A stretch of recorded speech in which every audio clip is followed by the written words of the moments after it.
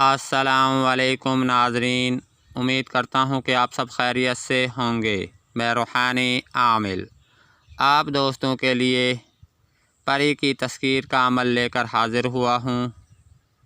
یہ علیکہ پری کی تذکیر کا مجرب عمل ہے۔ یہ پری بہت خوبصورت ہے۔ یہ پری جائز ناجائز کام کرنے کی صلاحیت رکھتی ہے۔ زیادہ تر یہ پری محبت کے کام سر انجام دیتی ہے۔ کسی کے بھی دل میں آپ کی شدید محبت پیدا کر سکتی ہے۔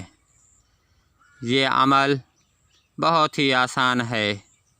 اس عمل کو ہر کوئی کر سکتا ہے۔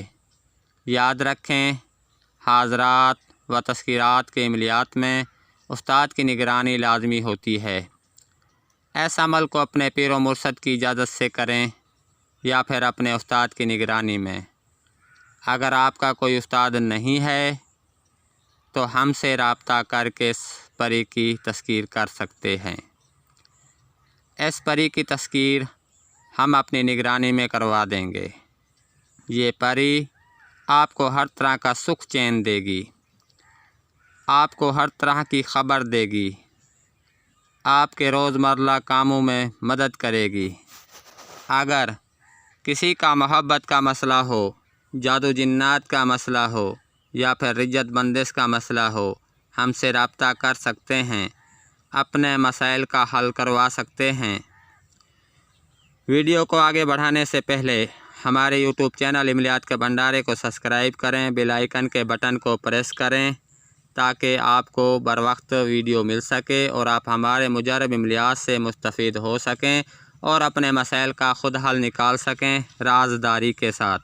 ویڈیو کو آگے بڑھاتے ہیں۔ اب آپ کو پری کا عمل پڑھ کر سنا دیتا ہوں۔ علیکہ گھر سے چلی، یہ ہے پھولوں کی کلی، میرے سامنے آ کر ہو کھڑی، اے سلیمان بن داؤد کی پری، دہائی ہے تجھے ملکہ سبا کی۔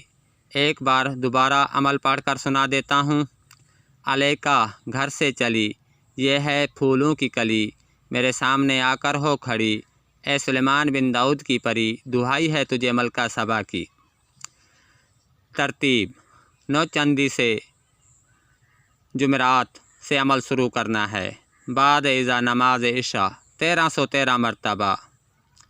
یہ توسہ اپنے سامنے رکھ کر 7 سے 21 دن کا عمل ہے۔ توسہ روزانہ صبح دریا میں پھینک دیا کریں۔ اگر آپ کے قریب دریا نہیں ہے تو کسی جھیل میں، کسی ندی میں ڈال دیں۔ توسہ یہ ہے: 5 عدد الائچی، 5 عدد گلاب کے پھول، 5 عدد چھوارے، 1 عدد چنبیلی یا موتیا کا ہار، 5 عدد گلاب جامن۔ سبز کپڑے پر رکھ کر سامنے